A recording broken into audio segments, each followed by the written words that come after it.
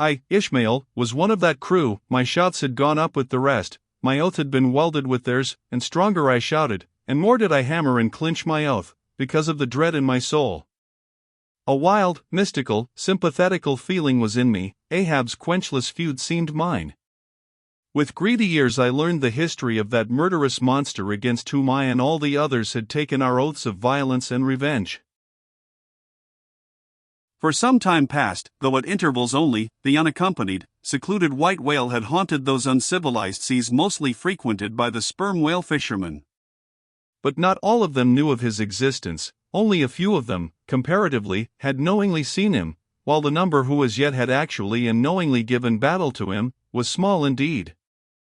For, owing to the large number of whale cruisers, the disorderly way they were sprinkled over the entire watery circumference, many of them adventurously pushing their quest along solitary latitudes, so as seldom or never for a whole 12-month or more on a stretch, to encounter a single news-telling sail of any sort, the inordinate length of each separate voyage, the irregularity of the times of sailing from home, all these, with other circumstances, direct and indirect, long obstructed the spread through the whole worldwide whaling fleet of the special individualizing tidings concerning Moby Dick.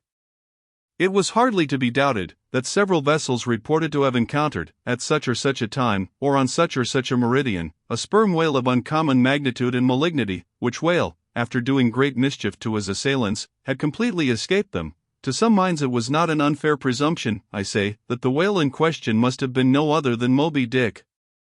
Yet as of late the sperm whale fishery had been marked by various and not unfrequent instances of great ferocity, cunning, and malice in the monster attacked. Therefore it was that those who by accident ignorantly gave battle to Moby Dick, such hunters, perhaps, for the most part, were content to ascribe the peculiar terror he bred, more, as it were, to the perils of the sperm whale fishery at large, than to the individual cause. In that way, mostly, the disastrous encounter between Ahab and the whale had hitherto been popularly regarded.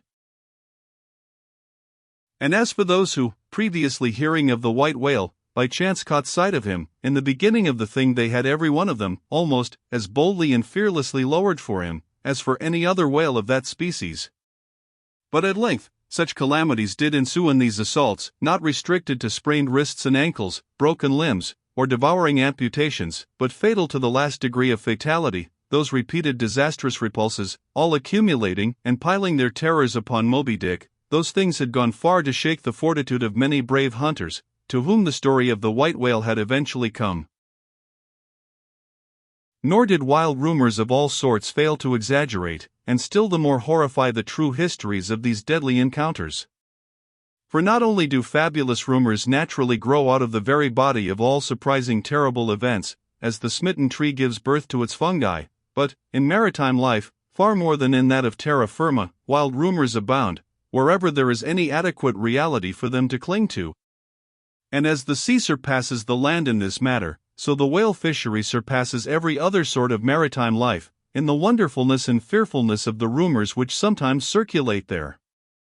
For not only are whalemen as a body unexempt from that ignorance and superstitiousness hereditary to all sailors, but of all sailors, they are by all odds the most directly brought into contact with whatever is appallingly astonishing in the sea. Face to face they not only eye its greatest marvels, but, hand to jaw, give battle to them.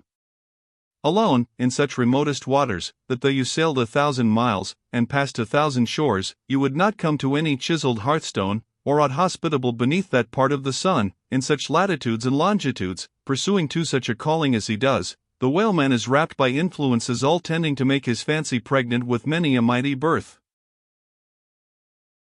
No wonder, then, that ever-gathering volume from the mere transit over the widest watery spaces, the outblown rumors of the white whale did in the end incorporate with themselves all manner of morbid hints, and half-formed fetal suggestions of supernatural agencies, which eventually invested Moby Dick with new terrors unborrowed from anything that visibly appears.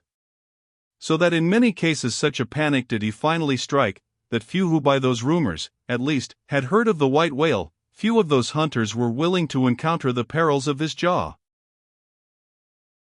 But there were still other and more vital practical influences at work. Not even at the present day has the original prestige of the sperm whale, as fearfully distinguished from all other species of the leviathan, died out of the minds of the whalemen as a body. There are those this day among them, who, though intelligent and courageous enough in offering battle to the Greenland or right whale, would perhaps either from professional inexperience, or incompetency, or timidity, decline a contest with the sperm whale. At any rate, there are plenty of whalemen, especially among those whaling nations not sailing under the American flag, who have never hostilely encountered the sperm whale, but whose sole knowledge of the leviathan is restricted to the ignoble monster primitively pursued in the north. Seated on their hatches, these men will hearken with a childish fireside interest and awe to the wild, strange tales of southern whaling. Nor is the preeminent tremendousness of the great sperm whale anywhere more feelingly comprehended than on board of those prows which stem him. And as if the now tested reality of his might had in former legendary times thrown its shadow before it, we find some book naturalists, Olassen and Pavelsson, declaring the sperm whale not only to be a consternation to every other creature in the sea, but also to be so incredibly ferocious as continually to be athirst for human blood. Nor even down to so late a time as Cuvier's, were these or almost similar impressions effaced. For in his Natural History, the Baron himself affirms that at sight of the sperm whale, all fish, sharks included, are struck with the most lively terrors, and often in the precipitancy of their flight dash themselves against the rocks with such violence as to cause instantaneous death. And however the general experiences in the fishery may amend such reports as these, yet in their full terribleness, even to the bloodthirsty item of Pavelsson, the superstitious belief in them is, in some vicissitudes of their vocation, revived in the minds of the hunters.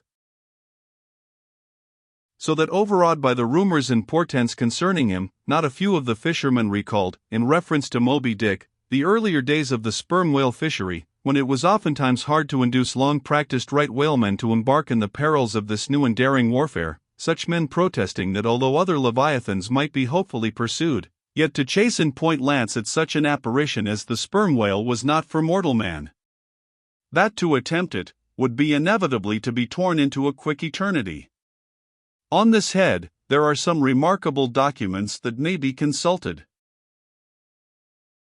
Nevertheless, some there were, who even in the face of these things were ready to give chase to Moby Dick, and a still greater number who, chancing only to hear of him distantly and vaguely, without the specific details of any certain calamity, and without superstitious accompaniments, were sufficiently hardy not to flee from the battle if offered. One of the wild suggestions referred to, as at last coming to be linked with the white whale in the minds of the superstitiously inclined, was the unearthly conceit that Moby Dick was ubiquitous, that he had actually been encountered in opposite latitudes at one and the same instant of time. Nor, credulous as such minds must have been, was this conceit altogether without some faint show of superstitious probability.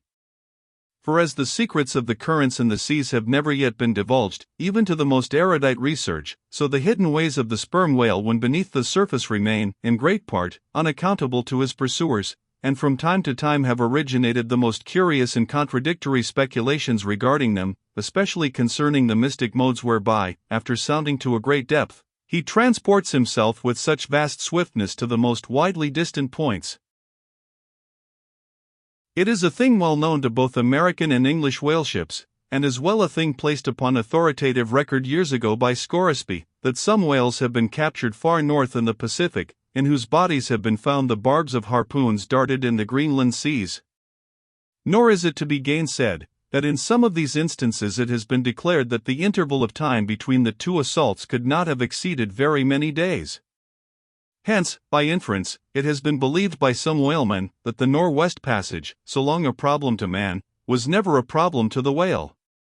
So that here, in the real living experience of living men, the prodigies related in old times of the inland Strelo mountain in Portugal, near whose top there was said to be a lake in which the wrecks of ships floated up to the surface, and that still more wonderful story of the Arethusa fountain near Syracuse, whose waters were believed to have come from the Holy Land by an underground passage. These fabulous narrations are almost fully equaled by the realities of the whalemen. Forced into familiarity, then, with such prodigies as these, and knowing that after repeated, intrepid assaults, the white whale had escaped alive, it cannot be much matter of surprise that some whalemen should go still further in their superstitions, declaring Moby Dick not only ubiquitous, but immortal, for immortality is but ubiquity in time, that though groves of spears should be planted in his flanks, he would still swim away unharmed, or if indeed he should ever be made to spout thick blood, such a sight would be but a ghastly deception, for again in unensanguined billows hundreds of leagues away, his unsullied jet would once more be seen. But even stripped of these supernatural surmisings, there was enough in the earthly make and incontestable character of the monster to strike the imagination with unwonted power. For, it was not so much his uncommon bulk that so much distinguished him from other sperm whales, but, as was elsewhere thrown out, a peculiar snow-white wrinkled forehead, and a high, pyramidical white hump. These were his prominent features, the tokens whereby, even in the limitless, uncharted seas, he revealed his identity, at a long distance, to those who knew him. The rest of his body was so streaked, and spotted, and marbled with the same shrouded hue, that, in the end, he had gained his distinctive appellation of the white whale, a name, indeed, literally justified by his vivid aspect, when seen gliding at high noon through a dark blue sea, leaving a Milky Way wake of creamy foam, all spangled with golden gleamings. Nor was it his unwonted magnitude, nor his remarkable hue, nor yet his deformed lower jaw, that so much invested the whale with natural terror, as that unexampled, intelligent malignity which, according to specific accounts, he had over and over again evinced in his assaults. More than all, his treacherous retreats struck more of dismay than perhaps aught else. For, when swimming before his exulting pursuers, with every apparent symptom of alarm, he had several times been known to turn round suddenly, and, bearing down upon them, either stave their boats to splinters, or drive them back in consternation to their ship. Already several fatalities had attended his chase. But though similar disasters, however little bruited ashore, were by no means unusual in the fishery, yet, in most instances, such seemed the white whale's infernal aforethought of ferocity, that every dismembering or death that he caused, was not wholly regarded as having been inflicted by an unintelligent agent. Judge, then, to what pitches of inflamed, distracted fury the minds of his more desperate hunters were impelled, when amid the chips of chewed boats, and the sinking limbs of torn comrades, they swam out of the white curds of the whale's direful wrath into the serene, exasperating sunlight, that smiled on, as if at a birth or a bridal. His 3 boats stove around him, and oars and men both whirling in the eddies. One captain, seizing the line knife from his broken prow, had dashed at the whale, as an Arkansas duelist at his foe, blindly seeking with a 6-inch blade to reach the fathom-deep life of the whale. That captain was Ahab. And then it was, that suddenly sweeping his sickle-shaped lower jaw beneath him, Moby Dick had reaped away Ahab's leg, as a mower a blade of grass in the field. No turbaned Turk, no hired Venetian or Malay, could have smote him with more seeming malice. Small reason was there to doubt, then, that ever since that almost fatal encounter, Ahab had cherished a wild vindictiveness against the whale, all the more fell for that in his frantic morbidness he at last came to identify with him, not only all his bodily woes, but all his intellectual and spiritual exasperations. The white whale swam before him as the monomaniac incarnation of all those malicious agencies which some deep men feel eating in them, till they are left living on with half a heart and half a lung. That intangible malignity which has been from the beginning, to whose dominion even the modern Christians ascribe one half of the worlds, which the ancient Ophites of the East reverenced in their statue devil, Ahab did not fall down and worship it like them, but deliriously transferring its idea to the abhorred white whale, he pitted himself, all mutilated, against it. All that most maddens and torments, all that stirs up the lees of things, all truth with malice in it, all that cracks the sinews and cakes the brain, all the subtle demonisms of life and thought, all evil, to crazy Ahab, were visibly personified, and made practically assailable in Moby Dick. He piled upon the whale's white hump the sum of all the general rage and hate felt by his whole race from Adam down, and then, as if his chest had been a mortar, he burst his hot heart shell upon it. It is not probable that this monomania in him took its instant rise at the precise time of his bodily dismemberment. Then, in darting at the monster, knife in hand, he had but given loose to a sudden, passionate, corporal animosity, and when he received the stroke that tore him, he probably but felt the agonizing bodily laceration, but nothing more. Yet, when by this collision forced to turn towards home, and for long months of days and weeks, Ahab and Anguish lay stretched together in one hammock, rounding in midwinter that dreary, howling Patagonian cape, then it was that his torn body and gashed soul bled into one another, and so interfusing, made him mad. That it was only then, on the homeward voyage, after the encounter, that the final monomania seized him, seems all but certain from the fact that, at intervals during the passage, he was a raving lunatic, and, though unlimbed of a leg, yet such vital strength yet lurked in his Egyptian chest, and was moreover intensified by his delirium, that his mates were forced to lace him fast, even there, as he sailed, raving in his hammock. In a straitjacket, he swung to the mad rockings of the gales. And, when running into more sufferable latitudes, the ship, with mild stunsails spread, floated across the tranquil tropics, and, to all appearances, the old man's delirium seemed left behind him with the Cape Horn swells, and he came forth from his dark den into the blessed light and air, even then, when he bore that firm, collected front, however pale, and issued his calm orders once again, and his mates thanked God the direful madness was now gone. Even then, Ahab, in his hidden self, raved on. Human madness is oftentimes a cunning and most feline thing. When you think it fled, it may have but become transfigured into some still subtler form. Ahab's full lunacy subsided not, but deepeningly contracted, like the unabated Hudson, when that noble Northman flows narrowly, but unfathomably through the Highland Gorge. But, as in his narrow-flowing monomania, not one jot of Ahab's broad madness had been left behind, so in that broad madness, not one jot of his great natural intellect had perished. That before living agent, now became the living instrument. If such a furious trope may stand, his special lunacy stormed his general sanity, and carried it, and turned all its concentred cannon upon its own mad mark, so that far from having lost his strength, Ahab, to that one end, did now possess 1,000-fold more potency than ever he had sanely brought to bear upon any one reasonable object. This is much, yet Ahab's larger, darker, deeper part remains unhinted. But vain to popularize profundities, and all truth is profound. Winding far down from within the very heart of this spiked Hotel de Cluny where we here stand, however grand and wonderful, now quit it, and take your way, ye nobler, sadder souls, to those vast Roman halls of Thermes, where far beneath the fantastic towers of man's upper earth, his root of grandeur, his whole awful essence sits in bearded state, an antique buried beneath antiquities, enthroned on torsos.